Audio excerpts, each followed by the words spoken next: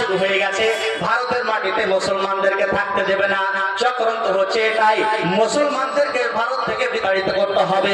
বন্ধুরে আমার, এই চক্রান্ত আল্লাহ তাবারক ওয়া তাআলা ওই আপনার দেশের প্রাইম মিনিস্টারের ব্রেনের ভিতরে ভরে দিয়েছেন। আর যার কারণে আজকে এই আপনার বর্তমান সরকার এই এসআইআর নামক কাজ করছে।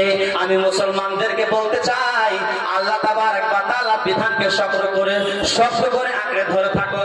আমরা রাসূল সাল্লাল্লাহু আলাইহি ওয়াসাল্লামের হাদিস থেকে, আল্লাহ কোরআন থেকে আমরা পিছিয়ে গেছি, যার কারণে আজকে আমাদের এই দুর্দশা।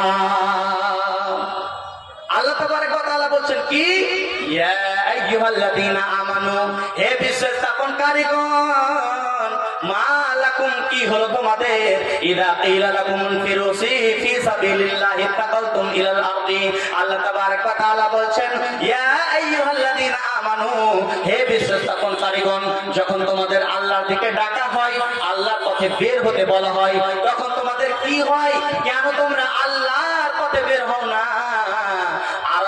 বিল হায়াতিদ দুনিয়া মিনাল আখিরাহ, তাহলে কি তোমরা আখিরাতের তুলনায় দুনিয়ার জীবনে পেয়ে মন্ত্রমগ্ন হয়ে গেলে, দুনিয়ার জীবনকে পেয়ে তোমরা পরিতুষ্ট হয়ে গেলে, দুনিয়ার জীবনকে পেয়ে তোমরা সন্তুষ্ট হয়ে গেলে, তো আমার আল্লাহ তাবারক ওয়া তাআলা বলছেন, ফামা মাতাউল হায়াতিদ দুনিয়া ফিল আখিরাতি ইল্লা কলিলা।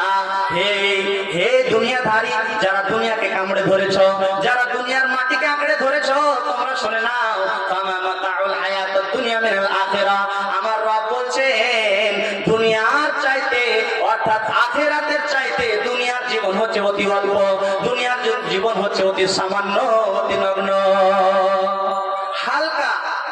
আখিরাতের তুলনায় দুনিয়া কিছুই নয়। বন্ধুরে আমার, শুধু তাই নয়, আমার আল্লাহ বলছেন,